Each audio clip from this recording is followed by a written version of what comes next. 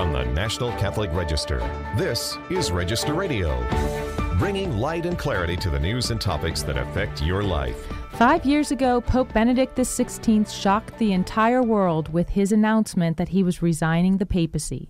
Citing concerns about his health and energies to continue as shepherd of the Church's more than 1 billion Catholics, Pope Benedict declared that he was stepping down and leaving to his successor the enormous task of reform and guiding the faithful in a difficult and tumultuous era. This week on Register Radio, we look back on the resignation and explore what it has meant for the Church. We are joined by regular Register contributor Father Raymond DeSouza and Register Vatican correspondent Edward Pentin. I'm Jeanette DeMelo, editor-in-chief of the National Catholic Register and co-host for Register Radio. And I'm joined by Matthew Bunson, who is in studio. Welcome, Matthew. It's always a treat to be down here at EWTN, and especially to be in studio with you and to have live guests as well. That's right. We are also joined by Father Raymond DeSouza. It's great to have you here. Yes, Jeanette. First time in Irondale, actually, at the EWTN headquarters. And so it's nice to see everybody's face and to do it the old-fashioned way, face-to-face. So absolutely. And you have been writing for the Register for some 20 years now. 20 years last spring, 2017, was my first article for the Register was about the World Eucharistic Congress in Wrocław, Poland, 1997. So almost 21 years this year. So absolutely, and you had a wonderful remembrance of those 20 years, written for our 90th anniversary in November. That's right. I didn't know it was the coincidence of the 20 years and 90 years, but yeah, and some of the in show business they call it getting your big break, which in journalism I guess you could say that too, but writers don't usually talk about getting a break, but. For me, it was actually the death of Mother Teresa, which was the occasion in which I demonstrated that the most important thing in journalism, in writing, is not to write well or even to have something to say, which are important, but not the most important. The most important thing is to write fast. So well, thankfully you do all three things quite well. So that's when I discovered I could write fast, and the Register did, and so 20 years went by. If you had to think of one, what would be your all-time favorite piece that you've written for the Register? My favorite piece for the Register actually is not a very important one. It was just before the Great Jubilee opened, which was Christmas Eve 1999. And we had to write, and we had written so many things about the Jubilee coming. There's nothing left to say. It hadn't even started yet. And at the beginning of December of that year, I was in Rome. There was one of those very bright moons, very low in the sky. It's a special beautiful. Full moon. Mm-hmm. And I wrote this commentary on the moon and how even the celestial orbs were preparing for the Jubilee. And the editor at the time, Tom Hoop, said, "This is ridiculous. You can't write something about the moon." And I said, that's what makes me different, is that I'm going to fit something in about the moon. Well, that's a perfectly good allegory for the Church Fathers. Why can't you? So I that's not. It's just the one that's most memorable because sure. It was trying to do something different. But I was lucky to be there for many great occasions. I was in Fatima in 2000 when the Pope went to beatify the two shepherd children. And one of the great things about that visit, it's remembered when he revealed the third secret, which obviously was the most newsworthy thing. But the night before when he arrived, he placed this ring as a gift to Our Lady of Fatima, the statue. It was a ring given him by Cardinal Wyszynski when he got elected Pope. And Wyszynski had told him, if you're elected Pope, this was the great primate of Poland, your mission will be to lead the Church to the third millennium.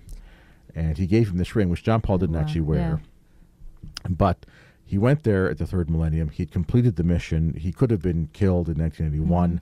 And so that was the idea that he'd completed this mission that had been foretold to him by his great mentor.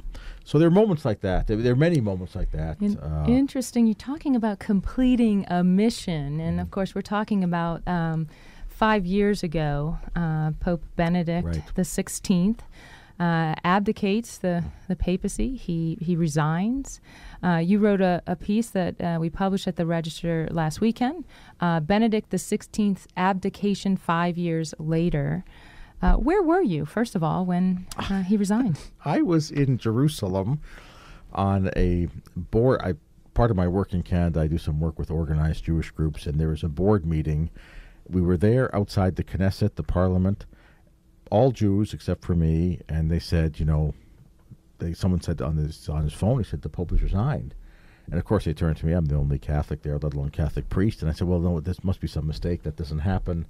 And then it was actually confirmed later on. And it was a very odd environment because they saw I was quite shaken by it, as was most people around the world. And they were trying to be consoling, but they didn't feel it the same way that I did. They did realize it was unusual. Everybody knew that. So it was an odd environment. I wasn't at my chaplaincy with my students or in my parish with my parishioners, which would have been a more, if you want to say, probably proper environment to hear it in. So it was an odd day, and it was an earthquake really then, and it still remains so 5 years from now. And of course, your column, I think readers were interested, maybe a little bit shocked by what you were saying, even in this remembrance of that time. How has your perspective changed since that very first moment when you were taking this in? Well, the first thing I thought at the time then was this has never been done before, and then the column explains why it actually had never been done before. There are some other resignations in history, but there's never been one like this, and I explained that fact. I knew that even then. So I thought, well, how could something that never been done before be appropriate now, even though there's no great crisis upon us? But I had great trust and affection and admiration for Benedict then, as I do now. And so, like many others, I said, well, there must be a good reason for it, or there's a lesson to be learned, or it's for the good of the church. So that's what I wrote at the time, even though I found it destabilizing. But I thought, okay. What's changed in 5 years is that Pope Benedict himself has spoken about it. In bits and pieces with allusions, but then directly in the interview book, The Last Testament, about a year and a half ago, he was asked questions about it, and he gave explanations. And excuse me, what I wrote in this anniversary commentary was that the explanations he gave are not really convincing. Now, there may be other reasons he did it. And when I say not convincing, I mean to me. I mean, other people may be convinced. And he said two things. One was that he was under no pressure to resign. And he said, if I had been under pressure, I wouldn't have done it because that's not proper. And then he said, it was just my diminished strength to continue. That's difficult because every pope, before he dies, will be diminished. I mean, that's going to happen. But then he very specifically talked about how he didn't think he could make another international trip. And there was World Youth Day scheduled for Rio that summer, and he couldn't do it. So that's why he resigned. You say something very beginning that is quite interesting, and I think it should be said here because obviously hindsight can be 20/20. I mean, we're looking back at this, and one of the things you say in the very beginning of your piece is that to judge the abdication is not necessarily to judge Pope Francis. Correct. I say that you can make a judgment on that, and I think we have much more information now after what Benedict himself has said than we did 5 years ago. And we have a time to reflect on it and to see what effect in the life of the church it's had. So it doesn't, judging the wisdom of the abdication does not imply a judgment on whether Pope Francis has been good for the church or not good for the church. But practically speaking, Jeanette, that's one of the things that obviously colors your judgment. You look back and you say, would I prefer Benedict to be Pope or not be Pope? But, if he had stayed as Pope, it's no guarantee he'd still be alive. God may have had a different plan. And I mentioned in the commentary that one of the questions in the spring of 2005 was, would John Paul go to the World Youth Day in Cologne? How would he get there? Would he go in a wheelchair? He'd gone to Toronto, and he was already beginning to use the wheelchair a little bit.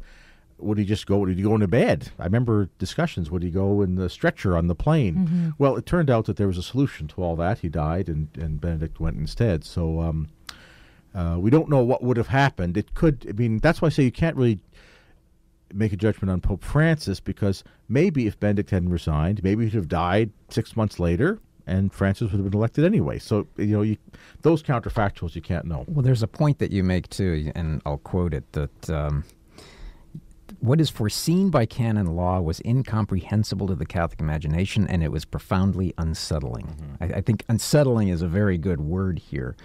When we're talking then about what followed, the resignation or abdication or renunciation of the papacy, however you want to describe it, that we're in... I think he used the word renunciation, actually. We're in a new era then of the possibility of future popes resigning, and even Pope Francis has sort of hinted that might be something for him. So would that be part of what you think that one of the legacies of, as we're looking 5 years back, that this is now a genuine possibility for popes? Certainly it's changed everything in that what was thought to be impossible. And I said it was unsettling in the Catholic imagination. Not just Catholics. There are a lot of people who are not Catholic who just thought, well, this just can't happen. You know, it just doesn't happen.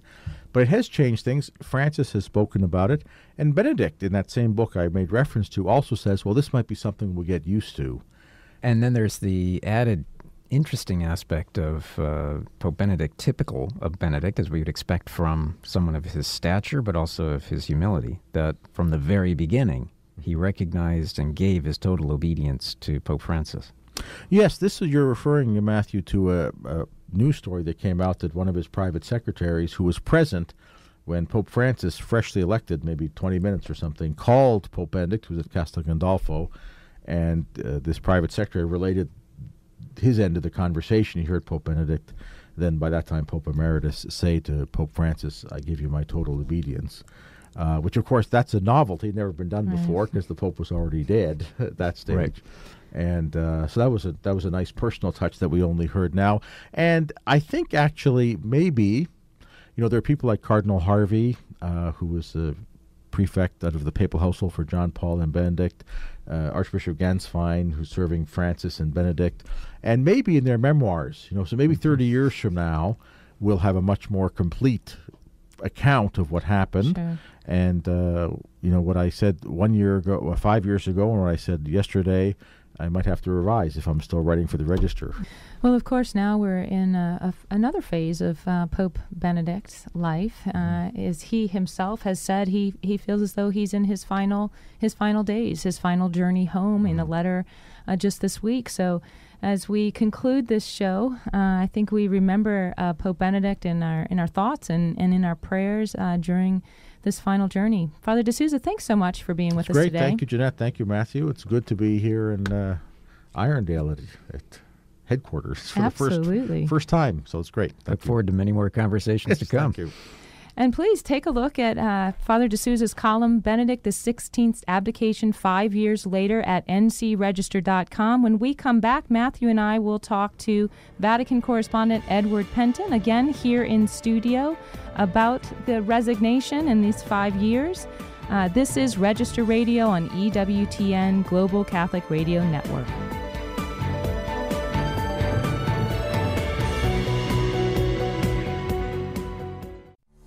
Father Wade Menezes talks about the National Catholic Register. As the National Catholic Register celebrates its 90th anniversary, I think that says a lot about the publication.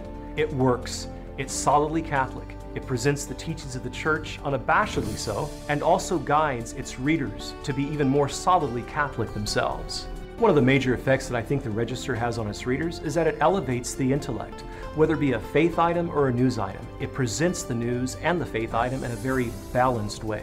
One thing that the Register can never be accused of is being too far left or too far right.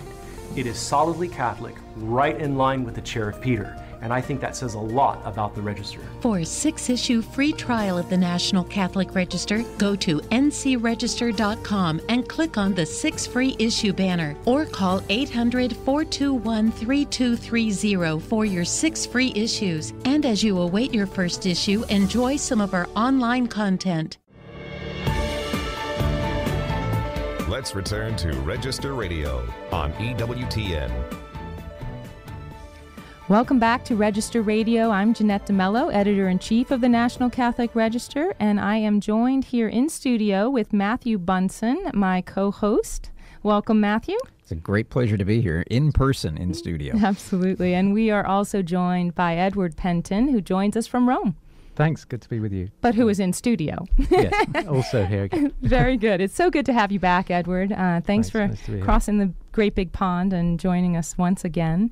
And of course, this week we are continuing this conversation about Pope Benedict's abdication or resignation. And you were there in Rome at the time, correct? I was, yes. Do you remember how you received the news? Funny enough, it wasn't through someone in Rome. It was a colleague in Milan who sent me a message by Skype, and he said, "Is this true?"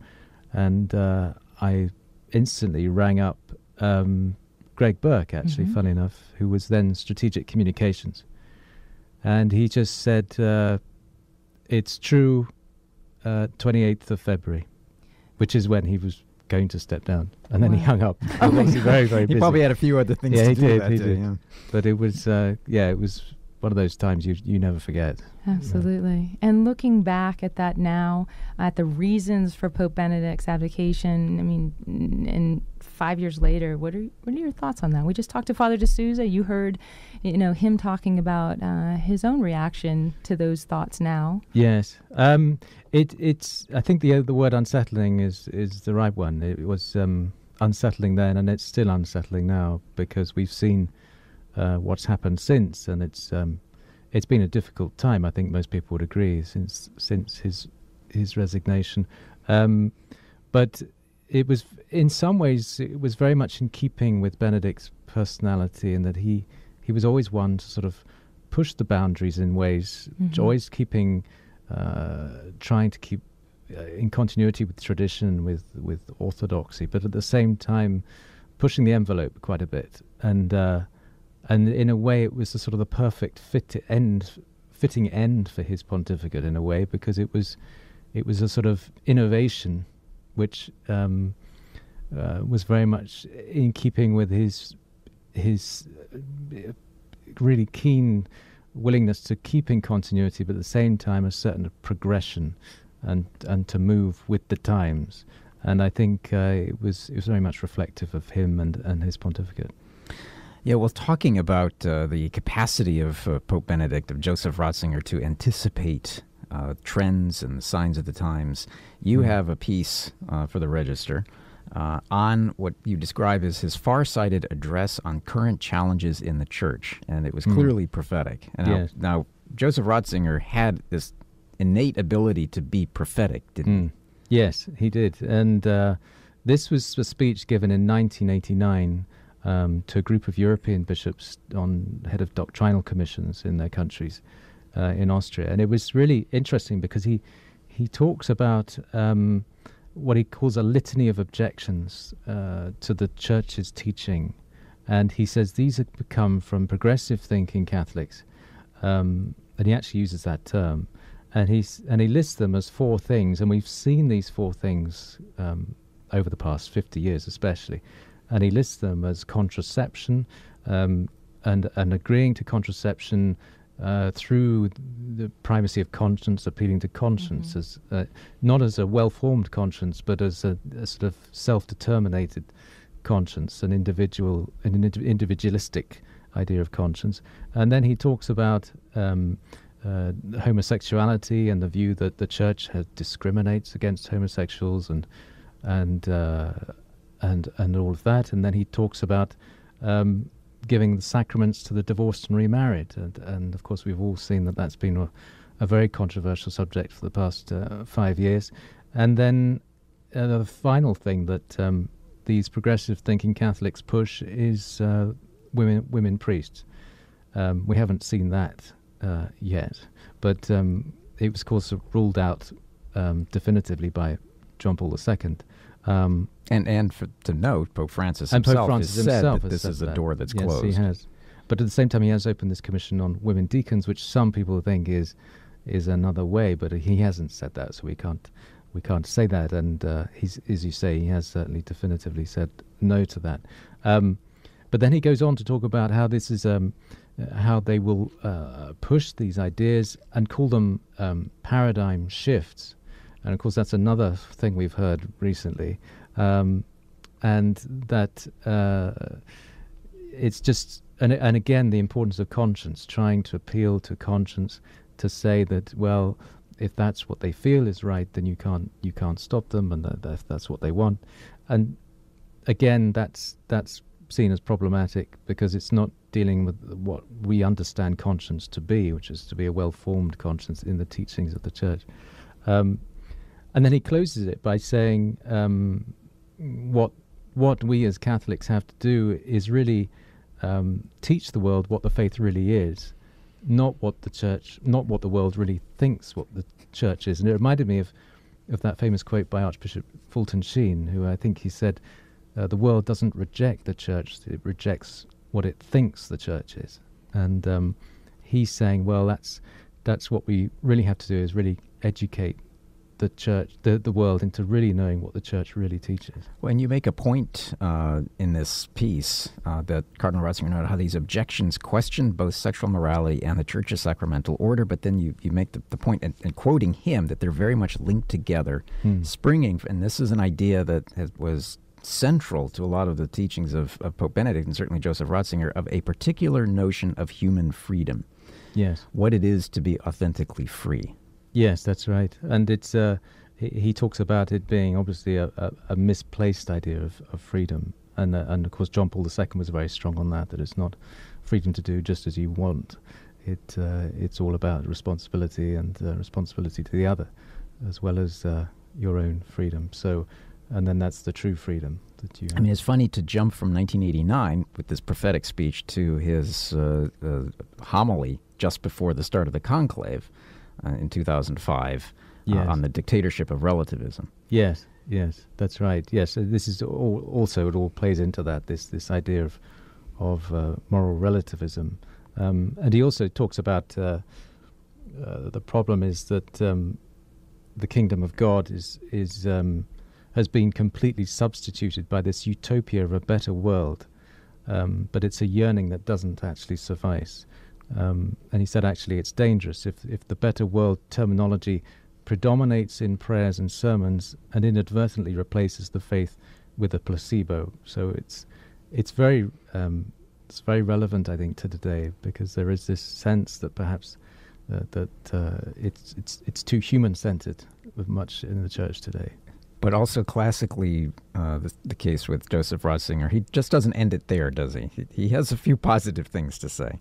Yes, he does. And he says at the end he doesn't want to end on a negative note. And he does say, we have to discern what is in there in modern world, which is actually helping to correct traditions of the past, which we don't need anymore, which could be improved, and so he does say that, but he also says, that there's dangerous problems with this thinking. And the quote you include is, "Only then can we reveal the faith as the alternative which the world awaits after the failure of the liberalistic and Marxist experiments. This is today's challenge to Christianity. Herein lies our great responsibility as Christians at the present time." It sounds like almost a perfect definition of the new evangelization.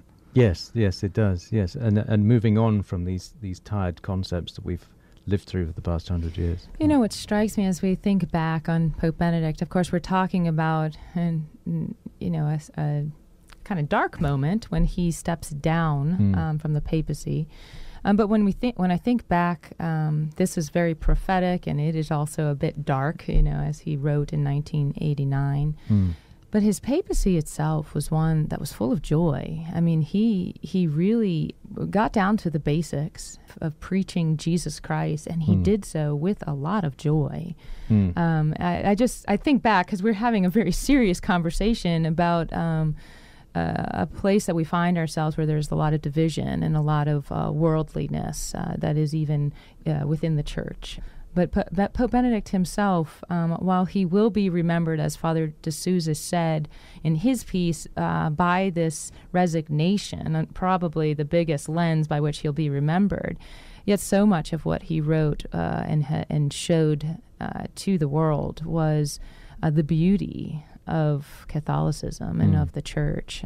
So I hate to think of him being defined by this, by the abdication. That's just my own thoughts on it, but... Yes. No, it's true. And his legacy of writings and his books and his teaching, I mean, it was just the greatest. I mean, it was, I think most people will agree, it was such a strong teaching pontificate with real substance there, that people learn so much about and the faith. Clear. I mean, Pope John Paul was a teaching pope too, in Yes. a way. Yes. He taught a lot by his visible example of things, in how charismatic his gestures, exactly. But he wasn't the easiest person to read. He wasn't the easiest writer. Yes. I found Pope Benedict so clear, and for me it was very easy to be catechized by Pope Benedict, and so I miss that. Honestly, I do miss that. Now, of course, we're thinking about Pope Benedict for another reason these last few weeks, not simply because of this 5-year anniversary of his resignation, but because he recently wrote a letter. We spoke a little bit in the first section. A letter he wrote to an Italian newspaper, just talking about these being his last days. He's 90 years old, I believe, 91 in May? In April. April, April okay. 16th, yes.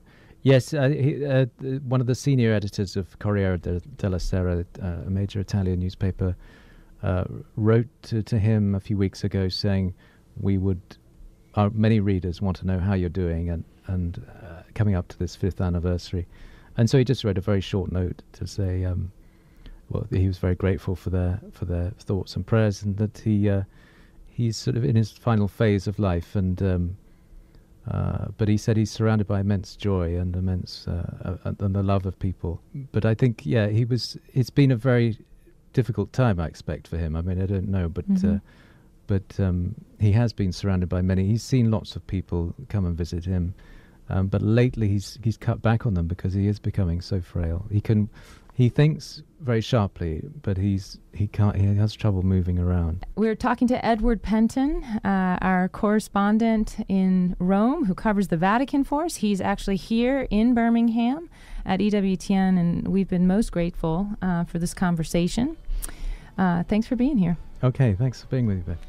Remember, for more news, analysis, and commentary, check out the National Catholic Register online at ncregister.com. Thanks for joining us on Register Radio here on EWTN. For Matthew Bunson and our producer, Jeff Burson, I'm Jeanette DeMelo. Until next week, God bless. The National Catholic Register is America's most complete Catholic news source, with a comprehensive view of the world from a distinctly Catholic perspective. If it's shaping the world as we know it, you'll find it at ncregister.com.